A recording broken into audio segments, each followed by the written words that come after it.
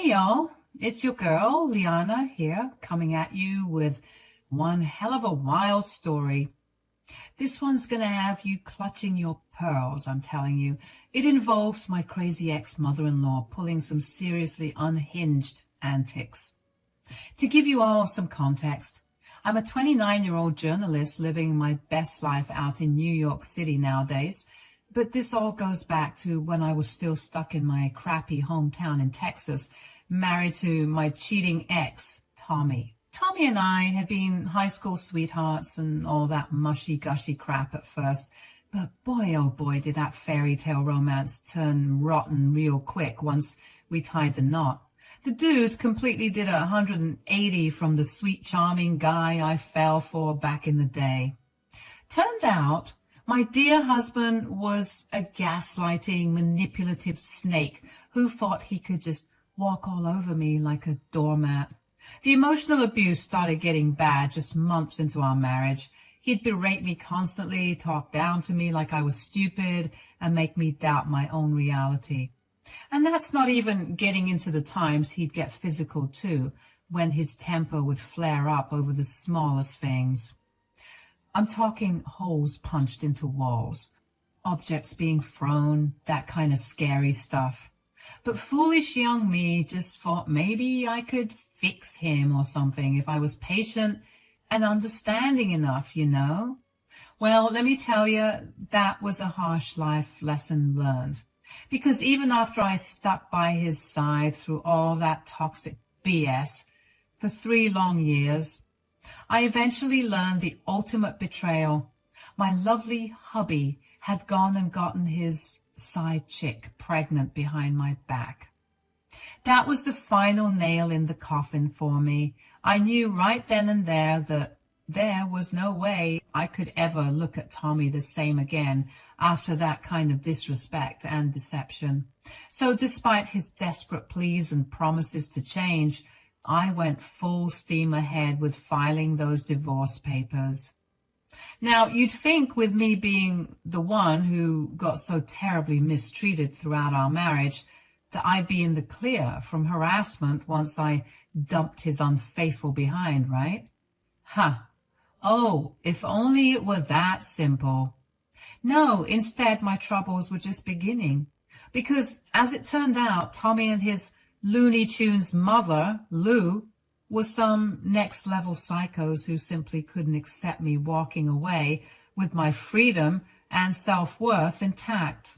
I'll never forget that haunting phone call from Lou the day after my divorce was finalized. I had felt so liberated, like a huge weight got lifted off my shoulders, and I could finally start healing. But Lou's shrill, screeching voice came through to rain on my parade. Liana, how could you do this to us? You're running my poor Tommykins' life just because you're some selfish little brat who couldn't appreciate what a good man he was. He did everything for you, and this is how you repay him? I just rolled my eyes, feeling that sense of dread creep back in. Lou, I don't have time for this right now. Oh, no, you don't get to dismiss me, you ungrateful wench. You're going to pay for what you did to my son. Did you even stop to think about how your greed is affecting him financially now that he has to pay your ridiculous alimony fees? Greed? I wanted to laugh, as if me finally putting an end to the vicious cycle of abuse was me just being greedy. But hearing her spew all that toxic nonsense only reaffirmed I had made the right call. Needless to say, that was just the start of Lou's relentless harassment and stalking efforts. No matter how many times I switched numbers, that crazy woman would somehow find a way to track me down so she could bombard me with strings of hateful texts and voicemails all over again. You'll never be happy, you evil shrew. Her voice would screech through the speaker. You won't be able to hide from Tommy forever. He's going to take you back whether you like it or not, you dumb tramp. Yeah, real high-class lady there, huh? Still, sad as it was, I expected nothing less from my twisted ex-mother-in-law. She was always Lou, not Lulu to me. just a bitter old miserable hag desperately clinging to the twisted idea that her precious baby boy could do no wrong. So for the sake of my own healing, I made the wise choice to go full no contact with both Tommy and his whack job mom. I blocked their numbers, blocked them on all socials, the whole 9 yards. Looking back, it was easily one of the best decisions I ever made for my mental health. Of course, that didn't stop Lou from finding new ways to harass me every now and then. She would make weird prank calls, send nasty emails, and even reach out to some of my friends trying to turn them against me. At a certain point, it got so over the top that I actually had to get the cops involved to declare her behavior as harassment. But of course, they didn't do much. They just saw her as this innocent but senile lady who could do no harm. But that wasn't true. Every text, every call, every comment was a reminder of the hell I went through for those 3 years. After some time, though, things finally seemed to settle down for a little while. I ended up landing an awesome journalism gig out in the Big Apple where I could really dive headfirst into focusing on my dreams and healing from those traumatic past relationships. Life was honestly going so amazingly well. I had a fab new career trajectory, amazing friends who became my chosen family, and was truly coming into my own in ways I never thought possible during my dark years of abuse. Until one fateful day when I got a call that rocked my world. My Uncle Lenny, who I was super close with while growing up, had passed away back home in my small Texas town. Uncle Lenny was genuinely one of the sweetest, most caring souls you could ever hope to meet. Despite being just a simple school teacher, he devoted so much of his spare time to volunteering at children's hospitals, homeless shelters, you name it. He was the kind of selfless guy who would give you the shirt off his back without hesitation. So it absolutely shattered my heart to learn he was gone, and knowing I wouldn't get a proper chance to say my final goodbyes. I hadn't physically been back to our hometown in ages due to the lingering trauma of my divorce. But there was no question in my mind that I had to return to be with my folks and the rest of my grieving family for his funeral after such a devastating loss. I hopped on the first flight out to Texas, already an emotional wreck. Saying goodbye to that sweet man was going to be one of the hardest things I ever had to do. What made it even harder was knowing what else awaited me back in that godforsaken small town. The possibility of running into those toxic leeches, Lou and Tommy. See, Lou was never just my ex-mother-in-law. She had grown up and spent her whole life in the same area, so running into her out in public was pretty much inevitable, since our families had deep roots there. And of course, wherever Lou's wretched presence festered, Tommy was never too far behind like a whipped puppy.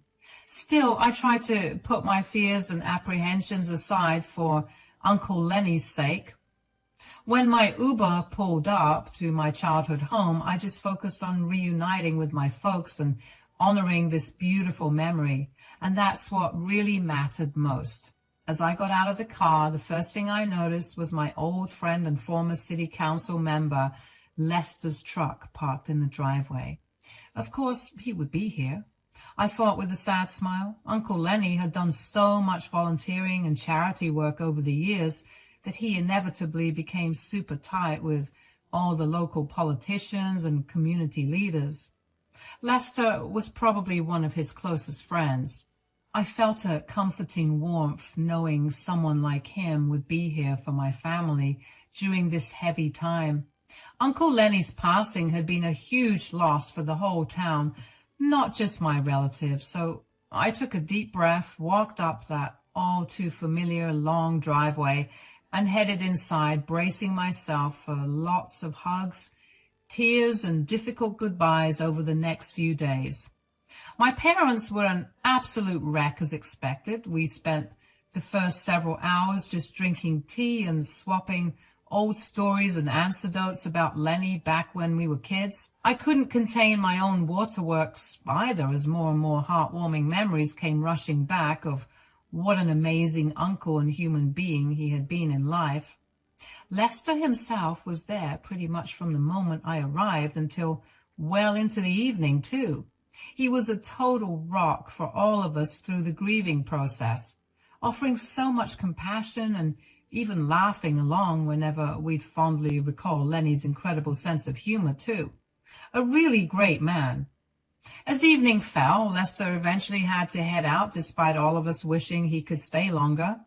We would miss that comforting presence over the next few days as we prepared for the upcoming funeral service. Just when I thought the night's poignant grieving session was winding down, though, I got a notification on my phone that made my blood run cold. It was from an unknown number, but I knew exactly who was behind it. That deranged hag, Lou. Sure enough, when I opened up the message, there was a picture of a smashed-up car with its windows busted out sitting in my mom and dad's driveway. The text above simply read, "That's what you get for divorcing my son." A chill ran down my spine as I quickly realized this was just the latest vile move in Lou's twisted harassment campaign against me. Despite trying to start a new life far away from their toxicity, that psycho was still dead set on tormenting me for daring to escape her precious son's abuse. Of course, she'd known that I would be home. She was probably stalking the area all day. "For real?" I muttered under my breath. This woman was really going to threaten me even while our family was in mourning? Talk about a new low. In a sudden flash of anger, I tried to call the number back, but it went straight to voicemail.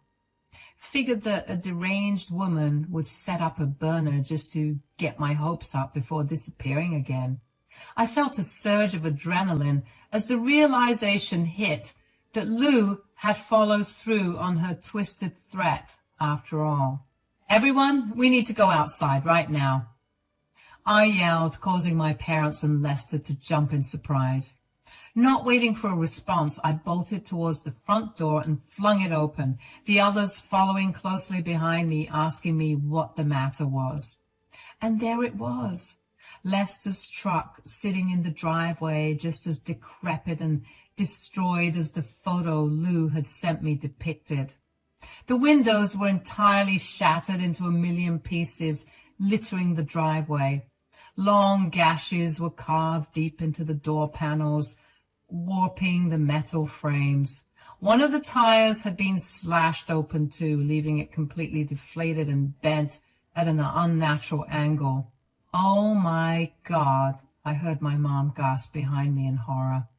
Lester, on the other hand, said nothing. His entire body seemed frozen in a state of utter disbelief and fury. Taking a deep breath to steel my nerves, I turned to face them and show them the message. "Who is this?" "It was my ex-mother-in-law, Lou. This is her doing." Lester's eyes widened as realization crashed over him too. "The woman you told me had been harassing you for years, since your divorce?" I could only nod solemnly, feeling my face burn red hot with shame and guilt. This poor man had always been there for me, and now he was here with our grieving family out of the goodness of his heart during our time of mourning. And now his generosity had been violently repaid with Lou's blind vengeance simply because I was the target. As Lester stormed down to inspect the damage up close, running his hands over the jagged scratches and dents, my dad pulled me aside with clear concern. "Honey, are you telling me this awful woman has been terrorizing you like this? Even now, after all these years?" Tears welled up in my eyes, but I blinked them back defiantly. I wasn't going to let Lou reduce me to a sniveling mess anymore. Not after all the hard work I'd done at reclaiming my sense of self-worth. Unfortunately, yes. She's become totally unhinged ever since the divorce. Somehow, she tracked me down being back in town and is taking her resentment out on us. A big part of me regrets coming back here now and putting you all at risk from her toxic obsession. Don't you dare say that, my father stated firmly, wrapping me up in a tight embrace. We're your family. We'll get through this together like we always have before. I felt a tear roll down my cheek as I melted into his comforting hug. God, how I'd missed this unbridled parental love and support during all these couple of years living alone in the big city. No matter how independent I prided myself on being, I would always need these roots to stay grounded. The tender moment was shattered, however, by Lester's enraged bellow from over by the driveway. Unfreaking believable! Someone clearly has a death wish targeting me like this, he snarled, slamming his fist down against what remained of his truck bed. Taking a deep breath to regain my composure, I headed over to try and de-escalate the situation before the kind old man did something rash. Lester, I'm so sorry you got dragged into the crossfire like this. I never imagined Lou would go so far as to take her vendetta out on you too. He leveled me with an intense glare, the raw fury and hurt still radiating from those eyes. So help me understand then, just what kind of a person are we dealing with here? Do I need to be watching over my shoulder everywhere I go now in case she's got more unpleasant surprises in store? No. Despite her clear lack of boundaries, Lou isn't the kind of unhinged lunatic who would physically threaten or stalk anyone. She much prefers fighting her petty wars from the shadows through sabotage like this. The real scary part is just how deranged her vendetta against me has gotten. If she's willing to turn it towards destroying the property of total strangers now too. Lester seemed to consider my assessment for a few moments before squaring his shoulders with a resolute nod. In that case, I believe it's time we return the favor and fight back through more official channels then. Despite the direness of the situation, I felt a glimmer of hope stir in my chest. You're going to take legal action against her? You're damn right I am. Harassment, property destruction, everything. And as one of the longest tenured council members in town, you can bet your behind I've got plenty of connections to make this an open and shut case too. Scribbling down Lou's full name and home address on a little notepad, I passed the details along to Lester. If anyone can finally put that toxic old woman in her place, it's someone like you who's respected in this community. Please take her for everything you can. His expression softened slightly as he accepted the notepad. You've been through more than enough trauma at her hands, Liana. From here on out, consider this a personal mission to make sure she never bothers you or your loved ones ever again. Relief washed over me, finally having such a powerful ally in my corner against Lou's torment. With Lester now hell-bent on holding her fully accountable, perhaps I would finally break free from that cycle of abuse once and for all. Unfortunately, that brief glimmer of hope was predictably short-lived, because just a few hours later, after Lester had departed for the evening, my phone rang with a call from Lou's newest burner number. Did your little boyfriend really think I wouldn't find out about his pathetic intimidation tactics? I rolled my eyes at her feeble attempts to get under my skin. You reap what you sow, Lou. Maybe think twice before destroying other people's property next time, if you can't handle the heat. Other people? I thought it was your car. As usual, that's where you're mistaken. You didn't destroy my car. You destroyed our guest's car. But as usual, you're too dense and hell-bent on petty revenge to understand that your actions have consequences. Oh, cut the righteous act, you smug little brat. This is exactly why everybody hates your guts. You always have to play the innocent victim card while ruining everything for people who do you no wrong. Resisting the urge to laugh out loud at her warped persecution complex, I replied coolly, I'm sorry. Did you conveniently forget the little stunt you just pulled vandalizing Lester's truck because of your unhinged tantrum? That man has never done a single thing to you. Yet you still lashed out because of your petty grievances with me. Wait, what did you say? What? Who does the car belong to? That's when I couldn't hold it in any longer. She heard me right the first time, and I'm pretty sure she was looking ghostly pale on the other end of the line. That was Uncle Lester's car. You know, the old city council member? Lou seemed to be sputtering for a retort, so I pressed on with renewed strength, knowing that she was losing this battle. Well, you didn't say anything. I didn't know it was his car. I didn't know. This is all your fault. You see, you ruin everything. Why didn't you warn me? I'm sorry? Why didn't you say anything? Ma'am, I think you need to get some professional help. How in God's name was I supposed to know that you were planning on vandalizing my property? And even if I somehow knew and was stupid enough to say, swipe or no swiping, to a deranged idiot like you, would you have even listened to me? Oh, God, I'm going to be ruined. What did he tell you? Is he going to sue? Tell me now. I felt a sudden pang of pity for this deranged, hateful woman, still so blinded by her own biases that she truly believed the insane bile pouring from her lips. How sad and small her miserable existence must be, if tormenting me was all she had left to cling to. I laughed again, a hearty belly laugh. It was quite bitter, actually, considering the circumstances. Your fragile ego is too far gone to comprehend reality at this point. There was a strange silence on the other end as Lou seemed to be hyperventilating, trying to process the brutal truths I had just laid bare. For once in her miserable life, that wretched woman was at a total loss for snide remarks or hurtful barbs to fling back in her defense. Lou? I prodded, unable to resist a small smirk from creeping across my face. What's the matter? Cat, finally got your tongue after all these years? More tense silence, aside from the unthinkable ragged breathing patterns of someone teetering on the verge of a panic attack. A small part of me felt a pang of vicious satisfaction, knowing I had rendered the great Lou temporarily speechless simply by speaking my own truth out loud. Finally, in a small, quavering voice I had never heard from her before. Leanna, please, you have to listen to me. This has all gone too far. I can admit that now, but you don't understand the full story here. My eye rolls intensified at her pathetic attempts to do damage control. Save it, Lou. I gave Lester all the details about your harassment and deranged vendetta against me. He has everything he needs now to make sure you face full accountability.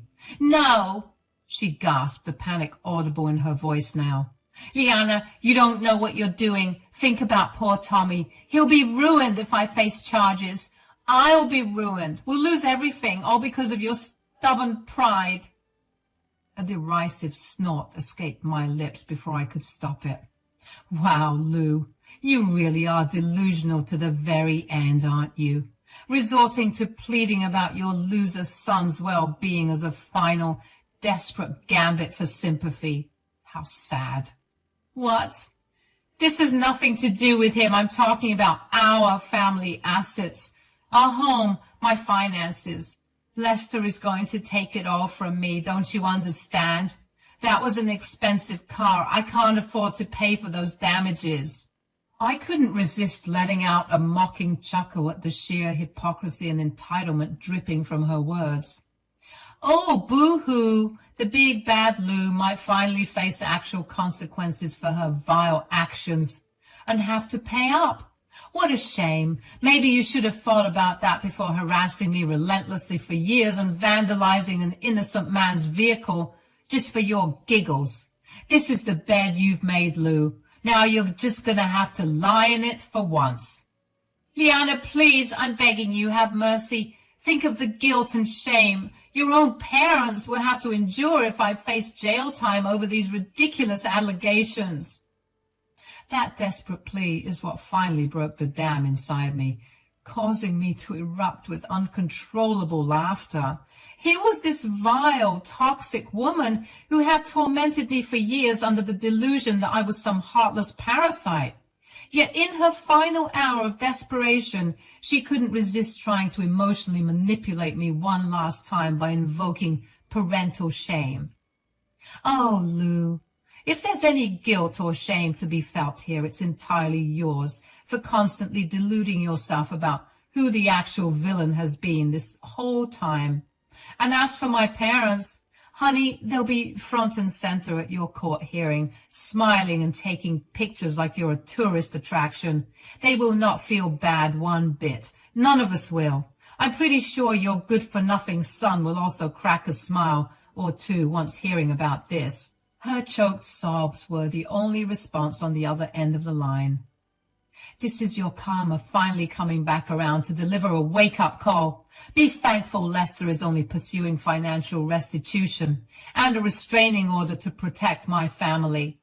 Because after all the emotional and physical turmoil your son inflicted on me, you should consider yourself lucky if you can avoid jail time. The sharp intake of breath on the other end let me know those last words landed with full force. As satisfying as it was to finally shatter Lou's delusional world view, she clearly hadn't expected to hear such brutal honesty from me at last. Before she could muster up a response, I swiftly ended the call with a definitive "Goodbye, Lou," and blocked her number immediately after. I had said my final piece. There was nothing left to gain from entertaining her craveness any longer. In the coming weeks that followed Uncle Lenny's sorrowful funeral proceedings, Lester did indeed uphold his promise to pursue full legal restitution. He provided regular updates on the impending lawsuit, including how Lou's hysterical claims of being destitute were quickly disproven once her actual assets and financial portfolio were audited. Once it became clear this wasn't just an empty threat, Lou's sniveling attempts to backtrack and avoid culpability reached outrageous new lows.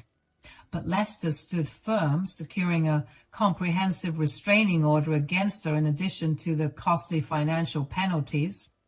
By the time I had returned to my life in New York City, Lou had been officially barred from any contact with me, my family, or Lester moving forward. One stern letter from his high-powered legal team was enough to ensure she remained in compliance too. The only communication I ever received from that wretched family again was the scheduled monthly payments of Tommy's court-mandated alimony hitting my bank account like clockwork. I couldn't help but let out a wry chuckle whenever those notifications came through, a bittersweet reminder that real karma was finally being served. While I would never truly be free from the lingering scars of emotional abuse I had endured, both from Lou and her son, I could at last move forward with a renewed sense of peace and closure. Sure, a small part of me felt a fleeting pang of sadness that two once beloved family members had degraded to such wasteful, hateful shells of their former selves, but the overwhelming relief of being free from their reach overrode any residual empathy I could muster. Some relationships simply cannot be salvaged when the rot has burrowed too deep. So I bade my hometown a final farewell, focusing my energy on fostering healthier connections and continuing to thrive out in New York. My Uncle Lenny's passing had been yet another harsh life lesson, but also an empowering reminder to cherish your loved ones while they're still around. As for Lou and Tommy, they could busy themselves paying off those alimony fees for the rest of their miserable lives, their perpetual silent penance for the years of trauma they arrogantly wished upon me.